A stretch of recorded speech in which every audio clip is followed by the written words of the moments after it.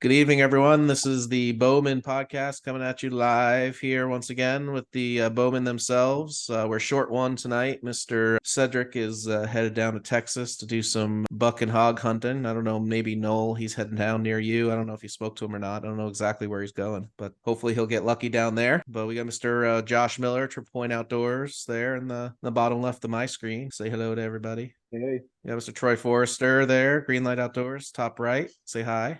Yeah, I'm Wave. here. I'm a little shaky, but I'm here. It's all those workout competitions you're doing. We got Mr. Noel Evans there, Final Descent, Halo Knock, etc., etc., etc., etc. The man, the myth, the legend himself. And then our special guest this evening, we have Brent here from A3 Custom Archery Strings, owner, founder, entrepreneur, one of the best string makers in the company here. So it's great to have you on, and it's an honor to have you here. So thanks for taking some time out of your busy schedule. I know you're in, pretty much heading off to the tail end of peak season, but now everyone's going to be putting their bows down, and guess what? They're going to be ordering more strings. So hopefully it's keeping going for you. We call this period now because all the new bows are launching. So we call it new bow season. So everybody's buying a new bow and they immediately jump to strings and heating back up again. There you go. So you got to get in with these bow companies so you could just put your strings on them to start. It doesn't pay. Yeah. Too much work for not enough money. Heard, been there before, but great. Awesome. So Troy, I heard your first form workout went pretty good. It did. I started there. The November Knockdown Challenge is started and kicked off. And yeah, ran through it a couple times today. So I'm going to try and recover for the next day or two and then see if I can run through it a couple more times for Sunday. How many times do you have to do it? You can do it as many times as you want. You just submit the best score that you come up with. So great. Try and save each qualifying video. And like I said, I learned some stuff today. I don't know how to figure out how to get through without my legs wanting to lock up on me, but it was good. I shot pretty good today, other than that broken knock issue I told you about. So yeah, well, Noel walked away and put himself on mute before that comment can come up. So, but you should one up everybody in the competition and add getting that buzzard roost saddle of yours and climb up and then shoot from there and then climb down. Right, and I can put it on and wear it. It's all lunges and air squats and all that stuff. So there you go. You may have been a minute longer, but you had to climb a tree, shoot out of a saddle. Well, and I think they got prizes for you don't have to win to win a prize, so maybe I could shoot for something else. There you go. Hey Troy, I have something for you. I have a question actually. Yeah. I thought of you. I came across a YouTube video. I think it was this morning or something. You know how these pop up or whatever related to what you watch. And it was a guy saying, hey, check us out. I'm saddle hunting with the bottom of a climbing tree stand. So it was like a summit open shot like I have, and he took the bottom and they use that. Is that something that people are doing? Yeah, I've seen guys do it. And you can just take your lineman's belt and put it around the tree and then use the bottom of the platform so that, and then put yourself up and just keep working your way up the tree. And then once they get up there, they'll tie into their, saddle like they normally would and just stand there on the bottom of the climber. It's interesting. Yeah, it's really cool. I was going to say, I think we have don't you and I have like a stand ready, a tree for Paul to saddle hunt out of? It's got like a 5 a.m. today. I do, yeah. This buzzard roost saddle that I wear all the time is fully adjustable. It'll fit right on Paul. N-O. I will be in the shop in the tent waiting. Hey, listen, it's warm enough up here right now. You can saddle hunt your skivvy, sir. Yeah. Oh, there you go. Weather. There's a sight you want to see. No, period, much less like that. Exactly. State Puff Marshmallow Man was called that for a reason. So we're all friends here. Yes, we are. Yes, we are. So Noel, what are you doing? You watching football over there? Your screen's all bright. I figured out what happened to my computer, so I'm trying to get it fixed now. My daughter took the little Wi-Fi adapter off of this computer. So I see. Nice. Yeah. I apologize for the coughing. I'm a little under the weather. My son got me sick again. So all right, that's it. You're not coming. Yeah, that's it. That's it. Not allowed. What's up, little man? I see you coming in there. Hey. How are you? I'm blurry. You are blurry. You think to get them blurry, he's got to lean further to the right. There you go. Are you feeling good or are you under the weather? Talking to me or him? Him. How do you feel? Get closer. The camera can't pick you up. Well, I don't care if I'm blurry. Okay. Well, if you're feeling under the weather, give your dad a good lick so he can get sick. Join the club. I'll be there. Okay. All right. He doesn't understand like live recording, Brett. I apologize. That's all right. We're a family institution. Yes. Oh. All right, Mr. Brent, let's talk about your business here and how it got started and what brought you to where you are today. So why don't we talk a little bit about your history and where you came from and what made you decide to get into string building? It's something I've done since I was a kid. My dad taught me how to build bowstrings probably when I was 10 or 11 years old. That was back in the day. We were building them out of Dacron and polyester, didn't have the materials that we have today. But, and I kept building them for years and years. I, got into competitive shooting, pretty tense and kept building for myself. And, as time gets limited, you get jobs, you find out you get a family, you don't have the time to do that anymore. So I went, out to the market and started buying bowstrings and, bought them for years and you get a good set, here and there. And, one day, 4 years ago, the wife and I were sitting around a campfire. I had just finished a tournament. My peep was rotating through the whole tournament. I'm sitting there trying to turn it with my nose. And I told her, I said, I think I'm going to get back into building bowstrings. And she was fully supportive. So, I retooled everything, got some material in and, how it is, word spreads, word of mouth, basically. Friends, family, hey, can you build me a set? And it got to where it was getting to be, I was trying to do it on the weekends. And then it was, I'm filling my afternoons up building bowstrings. And wife says, why don't we open a website up, a formal business, and just do it as a kind of a hobby? So we did. And, fast forward 6 months, and it was my hobby job was starting to compete with my regular job. Then kind of you got to make a decision. What do? Do you keep going down building bowstrings, try to make a living at it, or do you, kind of shut it down and go back to what I used to do? COVID hit. My daughter went into the hospital with a massive brain bleed. She was in the ICU for 4 months, and I took leave from work so I could help, because we do have another daughter. So the wife and I were taking shifts at the hospital and taking care of Ava. And I was, when I was at home, I was building bowstrings in the garage, and I just had to make a real hard choice of continue building bowstrings or go back to work. But how work is. I worked in the petrochemical industry, and I was always working 6-7 days a week. Why not have a job where I can stay home? That's what we did. We decided to go bowstring building full time. So yeah, Excellent. been Yeah, I think we all can hold a testament to that of what it's like to kind of decide between, your business and what you've grown and, the job that's supporting everything. And you got to make a choice at some point in time. And it's a difficult one, but good that you got to work it out and that you, get to stay home now close to the family. I know your daughter has been going through a hell of a time. So, prayers for her and everything that you guys have been through as a family. It's just couldn't even imagine it. So you're a strong man to go through that. So hopefully everything works out for the better. Yeah, I'll just, brain cancer sucks. And that's kind of our motto. You take every day, as a blessing and just keep moving. Absolutely. So now how do you come up with the name A3? So my wife's name is Amanda, and my two daughters' names Ava and Addison. So there's your three names. There you go. The 3 A's in the group. Pretty sweet. Yeah. So now there's a ton of strings out there, right? There's a ton of string companies, a pretty saturated market. They have the good, the bad, the ugly, the people that say they're great. So let's talk a little bit. We spoke a little bit about it before everyone got on, but let's, what sets strings apart from others? What kind of fibers are there? What do you look at in a good set of strings? And what should the everyday consumer trying to take into consideration through this? So, the very first thing is materials. Materials are number one from your basic fiber standpoint. The golden staple has been 452X, and that's been there for quite a long time. Great material to work with. Some builders choose to use like an X99, which, has a different fiber ratio from Dyneema to Vectran. 452X is the stable of all of the BCY products. But then you step up to Bloodline, and what we've proven with Bloodline is we can get the same stability, but we can also get a higher axial stiffness rating, which is going to transfer more energy to the shaft. So you're not losing it, the stretch or the elongation factor. That's not sucking up the energy. You can actually get more in the shaft and get a little bit faster air speed. Servings are the next thing. You see a lot of these larger companies and even some of the smaller companies. You can serve a string with BCY 3D material, or you can serve it with Halo, and the average consumer can put them both together and not tell the difference. Okay.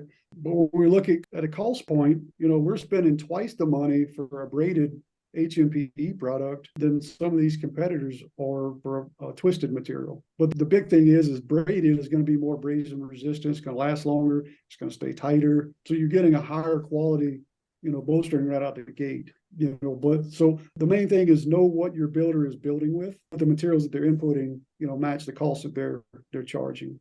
How would an everyday consumer, if they're holding two of those strings side by side, and you said you really couldn't tell the difference, how do they know what they're getting? If you took them straight out the pack, that you get, the braided material is going to be a little bit stiffer. Okay. It'll sometimes be a little bit more glossy looking than the twisted material. The twisted material is kind of a matte color, going to be a lot more flexible. Got it. Okay, Yeah. great. Well, good Those- things to look for Those there. are good, a couple tidbits, and as well as everybody on here does, but when you look at your end loops, some builders serve with a larger diameter serving than what we do, right? And it's just because it's cheaper, right? Some of them using 8,000, 9,000, twisted spectrum material. We use a braided 8,000 diameter because of that abrasion resistant quality. I did a video, I don't know, a few weeks ago. I don't know if you guys saw it. It's out there on our webpage, where I basically took the serving and scraped it up and down a piece of plywood, just to kind of show you the durability of that stuff. Yeah, absolutely. Great show there. So now, why is it that some strings for certain bows, and I work on bows all the time, and I kind of sort of know the answer to this, but some people don't. Sometimes their end loops are served and sometimes they're not. Why would there be a reason not to do that? I don't see a reason why someone wouldn't serve the end loops on a string or a cable. Speed. Okay. I mean, it's truly, there's one, everybody, we're not going to mention names, but there's one big company out there that doesn't serve a loop. And I truly believe that's because of the machine that builds it. Okay. Can't physically do it. Got it. So restriction of the product versus that, and they're saying that it's gaining more speed by not doing it. I don't see where it would gain a speed. I don't see what that, speed of building it, of the build Okay, process. speed of building it, not speed of increased speed and velocity. Got it.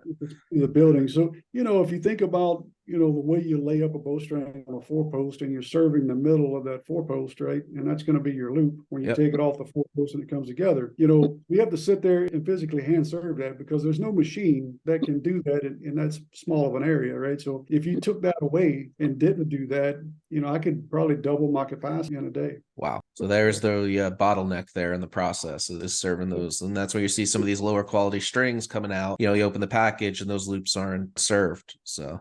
And then you look at some of them that they use the fiber itself to serve, right? And so the way those are built is it's on a 2-post configuration. So they take their fiber and make their bundle, right? And then they take the tag in of the bowstring and they serve the loop with the bowstring material, right? And that's just a super cheap way to do it. I mean, we all know bowstring material is not abrasion resistant. It's going to fuzz up, especially if you're in a dirty, dusty climate, Arizona, New Mexico, getting the mountains of Colorado or Montana. Dust starts getting on there and starts working them, they're going to fail prematurely. Got it. So now circling back to the bloodline fiber and the new technology coming out. So what would someone sitting in front of their computer building strings right now, how would you quantify that value to them in regards to what they're getting and spending that incremental spend on that fiber that's new? It's a small increase, and it's basically an increase in our time. But you're getting an abrasion resistant property on the string. The coating is abrasion resistant. It's the only temperature and humidity stable fiber in the industry because it does not have wax. It has a higher axial stiffness, right? And we've proved that through testing, which again, I've said already, but that increases the energy transfer to the shaft. You're not losing energy. It's water repellent, so I left my bow on accident out on a table outside, literally just forgot about it and got a flood that night. And, my strings they weren't wet or anything when I picked it up, kind of picked it up, shook it off and kept on going. You're not going to do that with a wax fiber. It's going to soak that moisture up. Another key benefit, if you're in South Texas like Noel and you're sighting in the summertime, and then you go somewhere like Colorado or even up here to Wisconsin in the wintertime to hunt, those waxed bowstrings, there's a thing called wax deformation that happens. When wax get cold, it contracts. When it gets hot, it expands. So, if you're sighting in and tuning when your strings and cable are expanded and your timing's on, when you go somewhere where it's cold, if they don't contract the same values, you can lose timing and things like that. Also, higher low shot. So that's exactly why when I sight in here and then I go on my elk trip in Utah and I go sight in, it's never on, no matter what. Even I've wrapped the sight, I've taken it off, I've done everything. It's never accurate. It's incremental timing issues on the cam synchronization. Unbelievable. It just leads me to believe that I just got to go out there early and buy a new bow and set it up while I'm at. Add it to the episode that we said with the hidden costs right there, Troy. Yeah. That's all great stuff. So with your company A3, how many strings are you putting out a month? You know, what's kind of like the turnaround time that we're looking at now? I know a lot of companies, they're, 4 to 6 weeks during peak time for high-end strings. And, we consider some of your strings one of the best in the industry. So, what's the expectation there? Obviously, off season's different than peak season. And I own an archery shop. Everybody comes in the day before their season and they want their strings and they yell at you. And, it's your fault that you can't get them. But, we all know the answer to that. Going to that, we've actually started contacting our shops ahead of time. And I know you guys kind of onboarded a little later, but, we send an email, out there and say, hey, we're going to give you 10% off if you can push your customers to buy early, right? So start talking to your customers, get out there on social media and try to get them to come in earlier so we don't get that surge of orders, right? And we can keep our lead times down a little bit better. It worked a little bit this year. It was a lot better this year than it was last year, but we still see the surge. I don't know if we'll ever get finished with that, get through to people on that level, but lead times right now, we're hitting about 3 weeks. We did have a little delay on some material from Bloodline. It was like the color black and red. So we do have a couple orders that were a little older than that, but are all caught up now. So about 3 weeks, plus or minus a day or two. Great. But we're getting better every day, so we'll keep seeing that get better and better. Awesome. I know that, my son and I, we put A3 strings on our bows, 2 different bows, the prime, and then he shoots an elite ember. And the difference right off the bat was just astronomical. I mean, I shoot an 80-pound prime. It came in at 83 pounds, got down to like 80 with factory strings, took the strings out of the bag, put it in, tuned it in one shot, and was right back up to almost 83 pounds again. And still, I got a couple hundred shots through them and it hasn't budged in regards to that. So does that come into play, the pre-stretch technology? Let's talk about that a little bit. How does that help in regards to lack of peep rotation and keeping that constant poundage consistent throughout the life of the string? Yeah, so pre-cycle. So one of my pet peeves going through years and years of shooting competitors' bowstrings is it was that 150, 200 shots that you're constantly retuning that bow, getting it back in time, getting your draw length correct, getting the poundage back right. And I've been in the industry long enough, and I know enough people. We actually hired a fiber engineer, just to kind of give us a hand with this. But my question was always why. If you're pre-stretching that bowstring, why am I seeing the stretch, right? The bowstring itself is not stretching. It's actually moving. It's a small imperfections in the fiber. It's the bundle compaction. It's the wax content. That's what causes that bowstring to get longer, or those cables to get longer. And so what we do with pre-cycle, let me back up. When you pre-stretch a bowstring, it's typically a prescribed time and pressure. Okay. Some builders are doing 350 pounds, some are 400 pounds, some are 450 pounds, but typically it's a prescribed time, 15 minutes, 20 minutes, an hour. If a builder is telling you, oh, I stretched him for 3 or 4 hours, he must have 100 air cylinders or methods of stretching, because that would be a huge bottleneck, right? Oh, yeah. You see where I'm going? Yep. So most of them, it's 30 minutes, if it's that. And depending on the length of the cable or the length of the string, it may take longer, right? A 90-inch string for a single cam bow may take longer than 30, 40, 50 minutes to compact that bundle. So what we developed in pre-cycles, we kind of went backwards and said, okay, what's the bow doing to the strings? The bow is dynamically stretching that string, right? It's got a curve. You look at your draw cycle curve, right? It goes from brace at 6 pounds. It goes to peak for your bow, it goes up to about 80 for a split second and back down. But then when you release that arrow, you're seeing the reverse of that, and you're seeing a shock load and oscillation. And so that's kind of what we looked at with pre-cycle, is how do we mimic as close as we can that dynamic stretching. So that's what we've done. We go from, it starts out at about 400 pounds, goes up to close to 700 pounds just for a split second. And then it comes back down, over a series of different tensions over time. But what's really cool is we've connected a pressure transducer for every cylinder. So every cylinder is giving the computer positive feedback. And so on the last 3 steps of every phase, it's looking basically the time over elongation.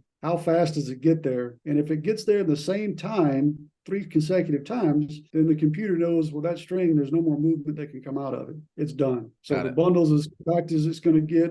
Everything's got out of it. So now it's time to go put it on the machine and serve it. Great. Well, that's pretty cool. That's pretty interesting. Never really thought of it that way. And it's funny because you see all this, like you said, they stretch it for an hour or 2 hours. And in the back of my mind, I'm thinking, do they just have like a showroom just full of strings, just like stretched everywhere out there? I'm like, there's no way someone could physically afford that, making whatever we make on strings. I mean, unless you're doing millions of them, but pretty crazy. So the evolution of the technology, where is it going in the next couple of years?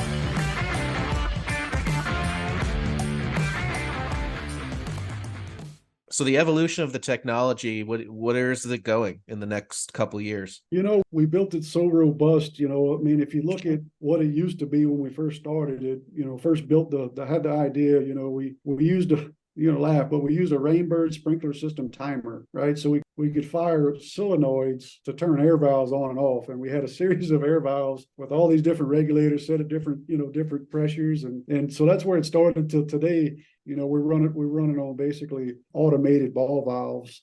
It's got one ball valve per cylinder that they run in and out depending on, what tensions, you're basically running on percentages of how open that ball valve is to get the pressure. But yeah, it's fully automated now. I mean, we basically hit a touch screen, push a button, and off it goes. Awesome. So what we found is it actually were to take a bowstring and just let it stretch. Your typical 60-inch, 64-inch bowstring hours will get it done. Okay. But what we found is we can take that few hours and turn it into about 40 minutes just because of the dynamic stretching properties that we're doing. Our old formulas that we used to build with, call it a 60-inch bowstring, but we've had to cut about a quarter to 5/16 off of that formula because that's how much extra movement we're getting out of them. Wow. And that's just in lower end strings. That's just creep you would get down the road by shooting. That's what you see when you shoot it, Yeah. And, we buy our competitors' strings, a series of shops that help us out with that, they deal with multiple brands. And so we'll throw them a free, they'll send us a set of competitor strings and we test them. If a competitor comes out with something new, we bring it in the shop and we test it and we video it, just so we know. And typically we can get out of a 60-inch bowstring, we can get a quarter inch more out of it. And I don't care what builder builds it. Wow. So now there's no one else really doing what you're doing. We created it. We kind of own it. We've had people ask us, to buy it. We've had other companies reach out and say, hey, we see what you're doing. We've got your strings here in our shop. Can we buy that? And I'm not going to sell it. That'd be kind of foolish of me. Yeah. Especially at this stage of the game. I got a question. You might be getting into it here in the later questions, Paul, but I just coming in from, just say the average archer, what are some key things to look at other than obviously say you nick your string with a broadhead or you can just, visibly tell that it's time to change, but just coming from, your everyday, whitetail hunter that might not really know when it's time to change your strings. They just continually readjust their sights or do what they need to do to make it work. But what are some key things or some ballpark time frames? Is it time? Is it number of shots? Is it age? Like, what are the things that you can tell somebody to look at and say, look, this is really going to change your bow? And Paul, this might be something that you can chime in on with your bow shop. But so the biggest thing is, your string will tell you when it's ready to change, right? But a good rule of thumb, when you get your strings put on your bow, check the poundage, have your shop check the poundage. It's easy enough for you to just pull a tape measure on the axle to axle, write that down, right? You feel, oh, I'm shooting a little lower, I'm shooting a little high. Well, check that axle to axle. If it grew, your bow's probably a little bit out of time. But as far as string wear, if you're running a wax fiber, something like 452X, when you start seeing that white fiber that's kind of fuzzed up and kind of hanging out there, that's the Vectran breaking down. That's the first thing that goes is the Vectran starts breaking down. You can wax it, but when you wax a string, we see people do it all the time. They put gobs of wax on it. Please don't do that. That's worse for your bowstring than what most people realize. You put gobs of wax on it. What does wax do? It attracts dust. It attracts dirt. And what happens when you shoot a bow, those strings and cables actually oscillate and actually balloon out, right? Mm-hmm. You can see it with the naked eye, but you can see it in a high-speed, video. You slow it down, it actually balloons out. And if you've got a bunch of dirt and wax and it balloons out, you can actually pull that dirt inside the string and cause internal abrasion. And that's something you can't see until it's too late. Mhm. So lightly wax them, make sure they're clean before you wax them. When I say clean them, take a piece of soft fiber, wrap it around there and burnish that string, kind of pull that wax out of that and then re-wax your bowstring. And that's the best way to get a little extra life out of them. But if you wax it, go shoot it, in the afternoon, come back and they're fuzz back up again, it's probably time to get rid of them. Yeah. I see a lot of people coming in the shop and, that's the first thing you see is all that white fiber just kind of poofing out there. And it's just like, you need new strings. And they're like, well, how can you tell? And you try to explain it to them. And they're like, well, when I wax it, it goes away. I'll just wax it more. It'll be fine. I'm like, okay, I mean, you can do that if you want, but there's time. A lot of other things you see, look at the serving areas around any sharp curves, like around where it wraps around the cable end, wraps around for a post and it has to go around a module, or where it loops around your cam and you start seeing that, if it's black serving, it turns white and then it starts separating and going from there. But you'll really, like Brent said, you'll see the white fiber first unless something drastically happened to it. And that can come from a couple things. I've seen very low shot bows it happened to just because they were out in extreme weather and didn't take care of it.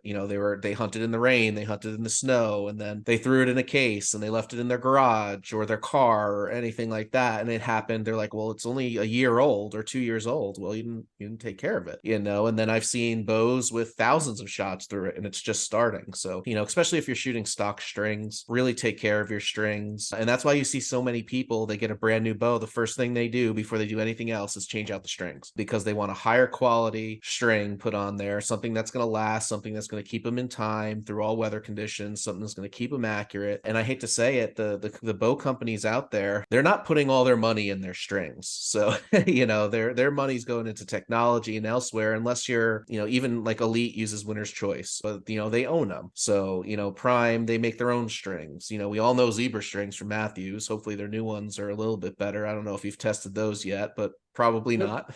They look the same and act the same. So go figure. Yep. Just a different name, so I'm not out here bashing any company for what they do, but it's, you see people with cars, right? When they go buy a brand new, Mustang 5.0 or Shelby or whatever, the first thing they'll do is some people will go change the tire, some people will go change the exhaust, some people will go change the turbo or the supercharger, because aftermarket products, people are specialized in that area. Like, this is what Brent does for a living. So he knows and has tested all these different products out there. So if you want a Cadillac on your strings, you just spent $1,950 on that new Hoyt, or $1,800, $1,700 on that new Prime or whatever it is, like, and you're going to settle for a $80 string, or maybe they're putting a $30 string on it, if that, go out and spend, $100 to $150 and put a good, reliable string on there that's going to take care of your product. So, and not only is it the color factor and you get what you want, it takes care of that bow. The string is the lowest value item on there, besides maybe, an E-clip or something like that, if they're using it. The funny thing is, you put, a high quality set of bowstrings on your bow, it could be the difference of taking you out of a hunt or making you miss that opportunity of a lifetime. Put something good, something quality on it. I'll tell you, there's a couple string companies out there, or OEM bow companies, that build a top-notch bowstring, and Prime is one of them. Yep. Prime does build a really good bowstring. Another one is Dart and Archery builds a really good bowstring. So there are OEM companies out there that do a good job. And we have people that call us and say, hey, I just bought a Dart and bow. What do you think I need to do? Should I just junk the strings? And I'm like, man, if you're happy with the colors, keep shooting it, because it's build a good string. I'm not in the business of taking people's money, Yeah, I'm the same way. The whole point of the bloodline fiber, we kind of shoot ourselves in the foot with it, because it lasts longer. We get more life out of them. So that guy that's buying a set of bowstrings every 8 months to a year is now going 1.5 years to 2 years. So exactly. Unless he changes his shoelaces and wants to match them. Yeah, exactly. And I think that's one of the big reasons why people change their strings as well, is they want their color combination. Little do they know is that they're actually doing themselves a favor by going to a different, outsourced specialized company, and you nailed it on the head. I mean, we deal and work with Prime, and Prime makes a great quality string out there. I've had no issues with their strings at all. And that's why they guarantee them. It says something when someone can do that. But if you're going to go into putting top quality products onto your bow, bloodline fiber, pre-cycle technology, A3 is the way to go. And then, the visualization tool that you have on the website is just second to none. It's up there with some of the bow manufacturers in regards to, okay, I want this color combination. How do I work on it? It's pretty cool. So there's a little bit that went into that, we built I'm that sure. like 3 years ago, but Paul, on your end, when you got a customer standing in your shop, we don't supply you guys with the board with the string tied around it. I mean, because one, it takes up too much resources in the shop, right? I mean, they take time to build them, to ship them. They get dirty in your shop. I got to replace it. So the thought process behind the website, the visualization tool, was if we could use the actual colors, you no longer have to need the board because everybody's got a phone in their pocket. If your customer is wanting bowstrings, hey, go to A3's website, pick out your colors and show me what you got. We tried to go that route, and some dealers say it works really, really good for them, but other dealers are like, yeah, I really would like some string on a board. What are your thoughts on that? I don't like the string on the board. I use the visualization tool a lot for people. They're like, okay, well, I think I kind of want yellow. Well, what color yellow? Do you want like a flow yellow? Do you want a goldish yellow? Do you want a gold? Like, just actually see the combination there. It's way better. Technology wise, like you said, everyone has a phone, everyone has a computer. We have a computer, we have a tablet, we have phones, we have everything in the shop. And someone comes in, I want strings. Okay, what are you looking for in regards to your string? Are you looking for, a certain type? What's your knowledge base on that? And then let's talk about color combination. I will say the majority of people are indifferent when it comes to color, unless it's a high-end brand bow they're bringing in. So if they're bringing in a Hoyt, an RX-7, RX-8, or they're bringing in a Matthews, a V3X or Phase 4, they're like, okay, I want this string, I want this color, I want this. Your average person off the street is like, I need to replace my strings. Well, what do you want? There's a lot that goes into this. Let's talk about it a little bit. And then a lot of it comes down to price. So that's what I found in my market with it. And then obviously you have the last minute Charlies that want it, in 2 days or whatnot. But then they got to understand, like, there's a difference between, if you want it in that time frame, you're going to sacrifice quality. I can get you strings in 3 to 5 days. You'll be back here in 6 months switching them out. And I'm very open and honest about that. A lot of people don't think about that. They're spending $120 today to spend another $120 in 6 months. Mm-hmm. I mean, I don't know. We always have the saying, buy it once and cry once, but we understand that if you need them in a hurry, you need them in a hurry, we also get that too. So, but one other thing that I was going to mention go backwards on materials. Go ahead. Was the serving that we use, the braided serving. We use something different, and it's called BOA Ice. And there's not a lot of companies that are using it because of the cost. Most people would use a Halo, right? Mm-hmm. So it's comparable to Halo, but what they've done, this is me and Mark talking with Bloodline, the owner of Bloodline. They put an HMPE core through the center of that braid. So if you think of a braided serving, it's actually hollow, right? It's got a hollow center. Mm-hmm. And so by putting a core in the middle of that, what that's allowed us to do is, one, make it a little stronger, but two, it stays round, right? It doesn't lay flat on the bowstring. Okay. So by it staying around, we're actually able to put more serving on the bowstring to try to mitigate some of those serving separation issues you have around those tight bends and whatnot. So gives you a better rounder profile, and it's a little stronger. So that's kind of what we've migrated to in the serving world. So, and like I said, I talk to Mark about twice a week, and there's not a lot of, he's not selling a lot of it because a lot of builders just don't, either they don't know about it, they haven't used it, or it's a price thing. So, got it. Excellent. Yeah. So, talking about serving and just in fiber and all that. So I've noticed on a lot of middle to lower end bows, and the answer is probably the same as what you said before in regards to timing and speed. A lot of the cables going through either it's cable roller or cable slide, they don't serve that area. And it's like the number one area that you see wear on all the time. And it's like, if they just took the $5 worth of product and did that half an inch, like, it would be fine. But is it just cost and speed that they're just being cheap, or is there a reason behind it? Nope, it's cost and speed. That's it. It's unbelievable. It's just cost and speed. In the string building business, I mean, you're looking for those 2 and 3 second advantages. You're not, but those 2 and 3 second advantages over a year really add up, right? Oh yeah. So it's a lot of times it's the speed. Quite frankly, if I have a bow in the shop or I can get my hands on it, we'll map that out. We'll update our specs. That way, the next guy that orders that bear, lights out or whatever, or some of these PSC stingers and stuff, we'll serve the center because that cable guard, because we know where it's at now. Yeah. Same thing with like the solo cam bows, single cam bows, the idler wheels don't get served. But if we have the chance to map it out, we'll map it out. That way all the future ones, going out of this shop have it. Great. Excellent. So what is the most selling bow that you put out there string wise? What's the highest volume right now? Is there a certain one that just sets apart from everybody else, or? Yeah, it's a running match between the Phase 429 and 33. Really? Yeah, because they know their strings are garbage and they're going to break. No, yeah, I mean, they're not horrible, but it's just like every bowstring out there. You're gonna have to retune it, you're gonna have to retime it, you're Yeah. gonna lose, so sometimes there's some rotational issues in the peep and stuff like that. But a lot of times what we find out is that peep rotation is actually self-inflicted. And people don't realize it, but it's self-inflicted. They'll drop the peep in there, they'll pull it back and go, oh, it's too low. And they, especially on short axle bows, they'll run that peep sight up. Well, they don't understand that they just increased the twist ratio above the peep and decreased it below, which is going to cause rotation. Yeah, I say that all the time to everyone when I put in the peep. They're like, can't you just put it in? I'm like, no, we press it, we find the center, we put the tool in there, we unpress it, we let it find its natural fall in there. We open it up, we put the peep in, we press it, we unpress it, we let it find the fall again, and then we tie it in after that. And, after we found your height from your D-loop from there. But, and what kills me are those tubed peeps, right? You can just pop it in anywhere, you can slide it wherever, and that tube just spins it around. I'm like, man, I was like, you got your top can's going faster than your bottom cam, and everything's all out of whack now. Yeah. Those are horrible. But back in the day, we talk about building bowstrings in the mid '90s. I mean, that's what you did.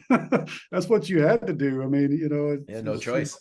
What's really funny is, I can look back, and see the evolution of archery from when compounds went from, recurs and had wooden risers, today's, technology, and then of course the string fibers and stuff that we build with today versus back then. It's just like, holy smokes.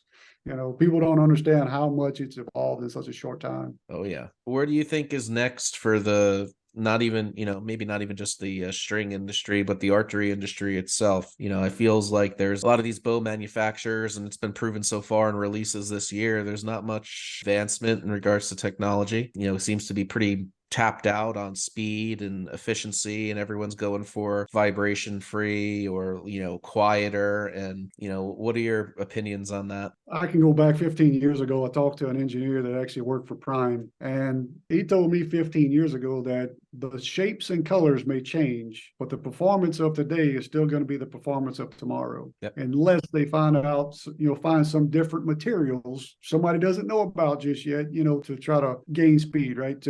In today's bows, you look at the lineup, to gain speed, you're going to lose shootability. To gain shootability, you're going to lose speed. So you try to find that place in the middle, and what shoots good for you. So. Yeah, absolutely. I think it comes down to the arrow builders, actually. It's Pete Shepley and PSE back in the day, back in the late 90s said it, they could build the fastest bow you want. It can go 500 feet per second, 600 feet per second, but it's not safe because what it's pushing is not acceptable. It's not going to hold up to it, and it's going to blow up. It's there. So until they come up with something in that arrow line that they can go and be strong enough, spined enough, but yet light enough to harness all that energy, it's going to be pretty stagnant, and it's just going to be a marketing based companies that just take away from some of the accessories and the third parties out there. But hey, we love it, I guess. We love what we do, but you see it today. I mean, you mentioned the vibration dampening and all, that kind of stuff. But then you see like the bridge lock stuff that Matthews created, and that's just pretty cool. You see the Picatinny rails for the sights and stuff, and that, I think, is pretty cool stuff. But I really do think you're onto something. It's going to be the accessories, and it's going to be noise. Yeah. I don't see them anytime soon creating some sort of different new material to do something with to make performance, more. Or, and then you get into the expedition world where you use that, what are they using, Magonite or whatever it is, and their bows like $20-something $100. And I mean, I'm a dealer and I don't even keep them in stock because I can't afford to have one on the shelf. I mean, my cost is as much as what I'm selling the other bows for. So yeah, I mean, it's and what are you gaining? Minus 2 ounces. Yeah, not even. It's not much. Nope. Not much at you're all. you're not gaining much at all. So yeah, it's interesting out there. But Mr. Knoll, you've been quiet or you're frozen, one or the other. I said you're either been really quiet or you're frozen. Oh, am I moving now? You're good. Yeah. Moving. Sorry about that. No, you're I'm good. prepared next time. No, I've just been listening. Brent and I talk a lot, so a lot of these things he's discussed with me already, and I like what he was talking about with the inner deal that they did on the serving. He actually showed me some pictures of that a while back. So Brent and I talk quite often, so fills me in on some of this stuff. It's really cool how that process works. Looking in the future materials, we've actually got some material we're testing here from Bloodline. It's a new D-loop cord. It's a Dyneema and HMPE kind of blend, but it's a 6N braid. But what we've done with the coating and stuff on it is going to make it last longer, more abrasion resistant. So you got those releases that like to tear up D-loops. So it should last a little longer. But then the age-old question of, when do I need to change my D-loop? What he's done is he's actually put a red polyester core through the middle of it. So now when you see red, it's time to change it. So Nice. it kind of gives the end user. How's the burnability of it? It burns beautiful. I mean, Yeah. It makes a beautiful resin ball. Yeah. Yeah, I've used some material and gotten some BCY material, and you go to burn it, and it's just like plastic. It's just like, blah, blah, blah,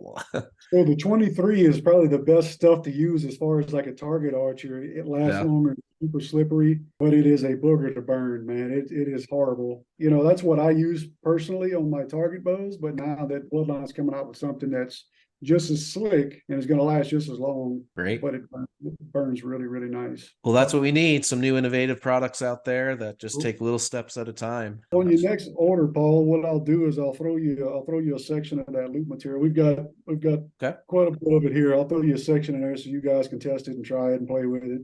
Yeah, absolutely. That'd be fantastic. I got a couple guys coming in next week wanting to get some strings, so we'll take them through the visualization tool, and we'll get some orders thrown your way for that. A lot of people now, like I said earlier, it's coming towards the end of archery season here in Virginia, and most people pick up their rifles and ARs and all that and go out there, and then us archery hunters are left hiding behind the tree waiting. Right, waiting for the smoke to clear, literally. Yeah. I'll say that, we do have target season coming up. Yeah. So indoors cranking up. So I don't know what your crowd is, down there in your neck of the woods just for target archery, but that should be picking up pretty good. So we're starting to gear some of our social media campaigns towards the target archers and stuff like that. Great. Yeah, that's what we're going to do. After our Christmas marketing and gift card sales, we're going to head into that. And actually, Target and 3D down here is huge. There's just no place to do it. I've been, Cedric on the call. He knows the people from TAC, from the Total Archery Challenge. I've been trying to get in touch with them because we have property down here that we can do some of these events on. It's just getting, the sponsorship or the targets and whatever we need to put off those events, but there's a couple shoots that they do in the mountain ski resorts over here, once a month or whatever, and they're just packed and they do so well. So having something, more often would be great. If you're in the area, it's a great thing to have, for the local folks, but it also generates, some revenue as well. And whether it be a not-for-profit club or something that's trying to grow, it's a great source of revenue. Absolutely. We used to have a 3D range. We actually had two of them. We had the same property, but we had two separate ranges. One for kind of your novice, the trad guys shot it a lot, and then we had one for some of the advanced, more advanced compound shooters. But yeah, no, it's they do really well. Excellent. So before we get off, I still want to talk about our new release. Yeah, absolutely. That was on the list here. Go right into it.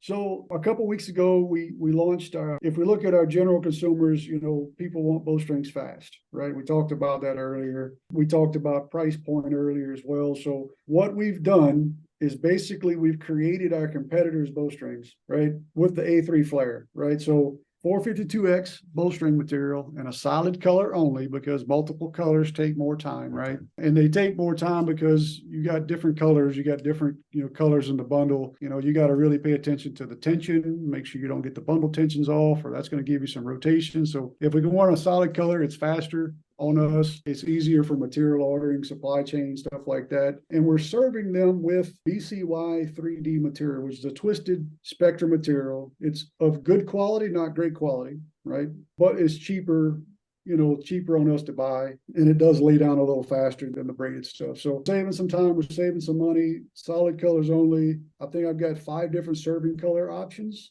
Okay. But there's 44 color options from 452X. So we've got every color that's offered by BCY in stock, on hand, ready to go. And then we got some custom shrink too. We just finalized the design on that today. They're still coming with speed knocks. There's, but they're going to be pre-stretched, not pre-cycled. Okay? So we actually set up some air cylinders that are just dedicated to pre-stretching versus pre-cycling. So, and because we can build them, they're faster. What we're doing is that when we shut down kind of normal A3 at 4:30 p.m., we work for another 2 hours, build the Bowhunter series. So we're getting them out the door in 3 to 7 days. Wow. So Bowhunter series by A3. You said how many different colors? 40? 44 different colors, I believe, is what it is. Yep, 44 different colors, solid material color, still served, still speed knocked, still shrink tubed on them, and pre-stretched.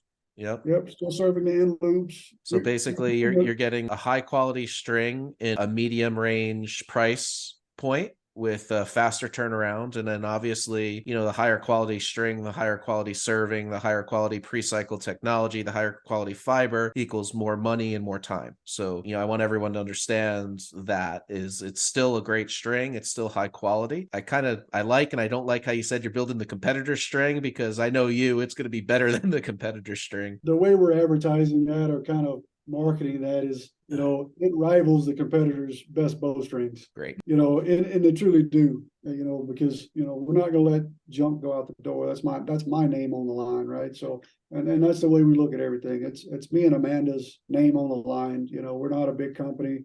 My wife and I sit here and build bowstrings all day long and twice on Sunday. That's what we do. Excellent. Well, that's great stuff. I'm glad to hear that. I know there'll be a lot of people out there interested in looking into that, checking them out. I saw the Facebook post and the social media posts on it. They look great. The turnaround time is really, really a cool thing for you guys to put out there. So anyone out there looking for new strings, A3 Archery Custom Strings, the way to go. Talk to Brent directly, send him an email, reach out on social media, order them straight online. They come to your house, they update you as it goes. You get notification when they're being made, you get notification when they're shipped. Pretty great streamlined process there. So, and I know for a fact, the majority of us on this call here shoot them, and we've had great progress with them. So thanks for coming on and giving us a great product to talk about. We really appreciate it. Yep, thank you all. Thank you so much. Absolutely. Troy, you got anything before we stop recording here and the good stuff happens? I'm thinking about, that next series of bows that come out, what kind of color combinations of strings we could put on there, but with 44 different solid colors. I don't know. Yeah. That's a product line, Troy. That's just in BCY. Yeah, that's crazy. We've also got every color in bloodline fiber plus one. Plus one. So is that unicorn blood? We do have unicorn blood, but we've got our proprietary color, which is Viper. Nice. And that's only, an A3 only specific color. Awesome. Unicorn blood's the best. What's that? Unicorn blood's the best, I think. Yeah. It's such a funny name. And I'm like, I even asked him, like, are you sure you want to name it that? Because he put it out on social media basically with a poll with, here's the top color name choices, and unicorn blood Warren. I'm like, but do you really want to name it that? I would. I wasn't sure, but man, I sure love it now. Yeah, they look good, do they? And they look great. Good. Well, there you go. How's that prime holding up for you now? The next month, we're actually launching another series of bowstrings. I can't get into what they are just yet because I don't want other people to copy me before we can get it out there. There you go. But you guys are going to be, you're going to be surprised when this one launches. I'm telling me everything. You didn't tell me about that. Yeah, have I not? I don't think you have. We'll talk. We'll talk. Man, I'm gonna have to order new strings again.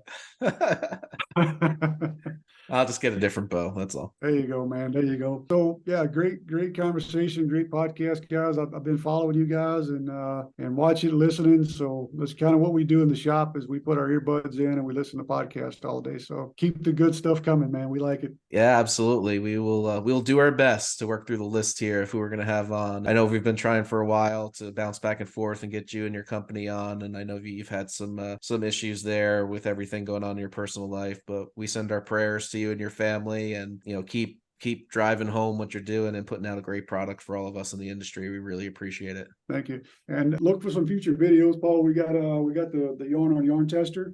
Sweet. here in the shop. So we've actually been doing a lot of testing, and we're just going to basically take the blindfolds off of folks and show them what's what and materials. So That'd be great. Yeah, send them out, and we'll post them up for you, and make sure we get everyone following through, and go from there. I mean, our social following's been growing day after day from all these great casts that we got going on. So we thank you all for being a part of it, and whatever material you can put out, we'll happily share throughout all our platforms. So, all right, guys, well, have a great evening, and we're signing off from the Bowmen.